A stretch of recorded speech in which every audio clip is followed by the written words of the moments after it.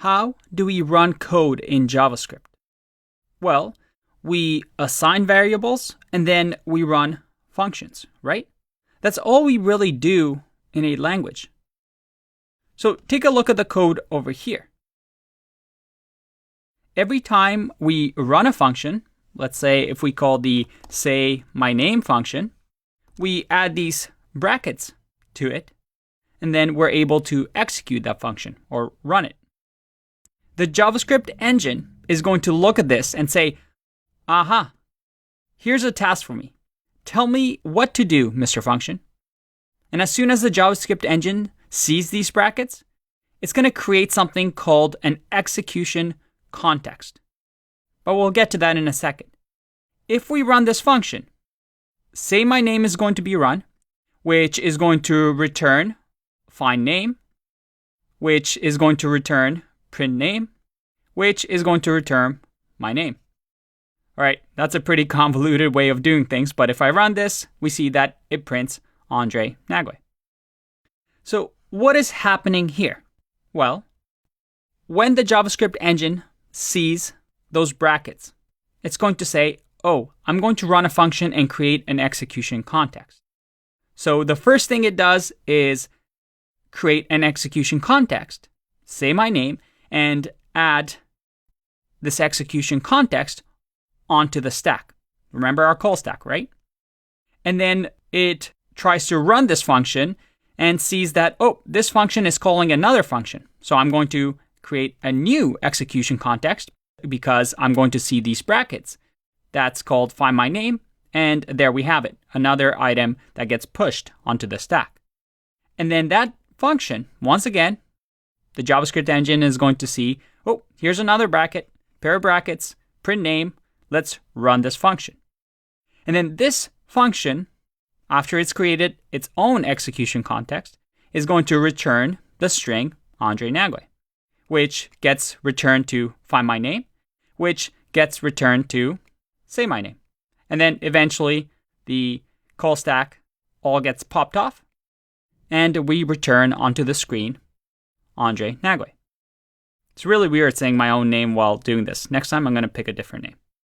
So if we take a look back onto our code, this should make sense. We're adding items onto the call stack, which we've talked about before, but this time I've introduced to you this idea of execution context.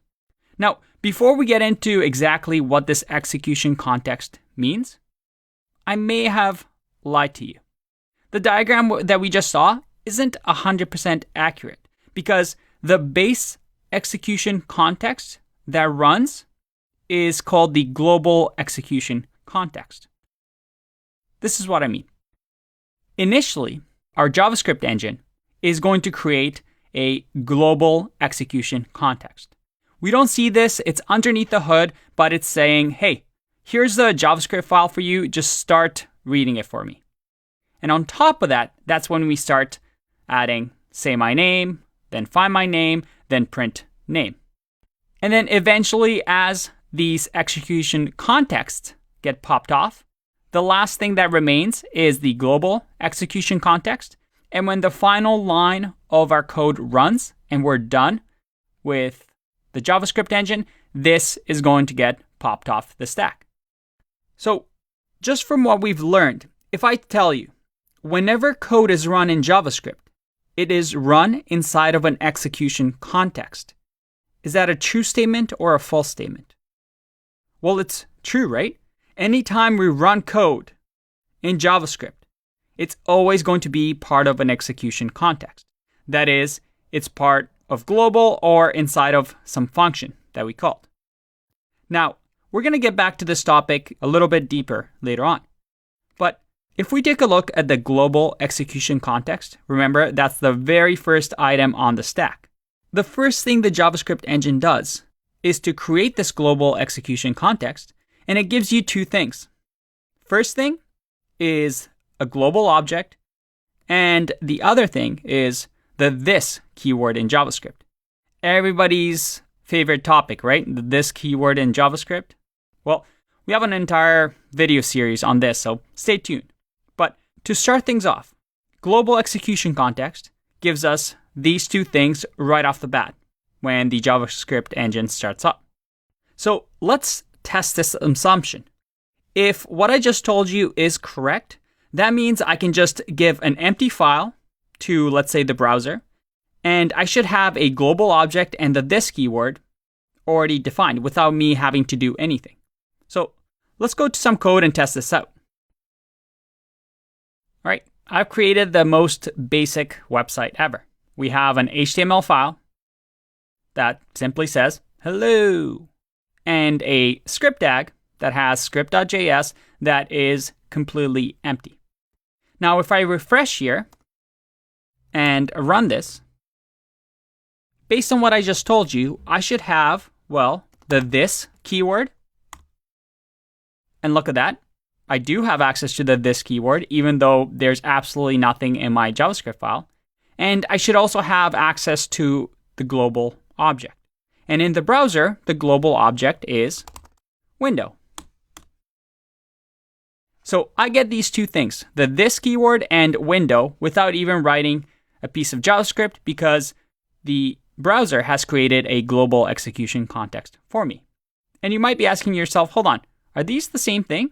Well, let's test that out. This equals window. Is that true? Yep, that's true. That's the very first step that the JavaScript engine does for us. The JavaScript engine is going to create these two objects. And these two objects are going to equal to one another. For now, at least. And by the way, if we're using something like Node, the global object wouldn't be window. Instead, it'll be called global.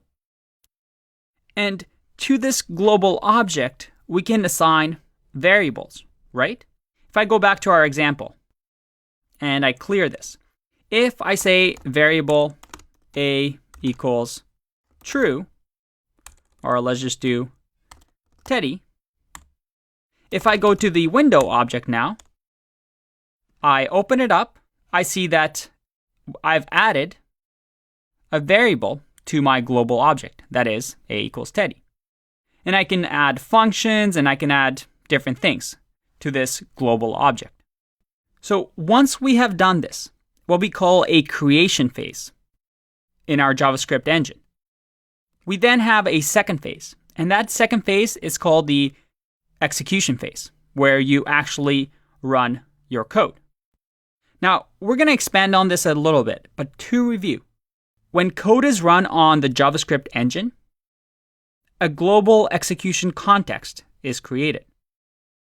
And when you run a function, a new execution context is added, a function execution context, and we start running our code until everything gets popped off the stack and all of our code is run.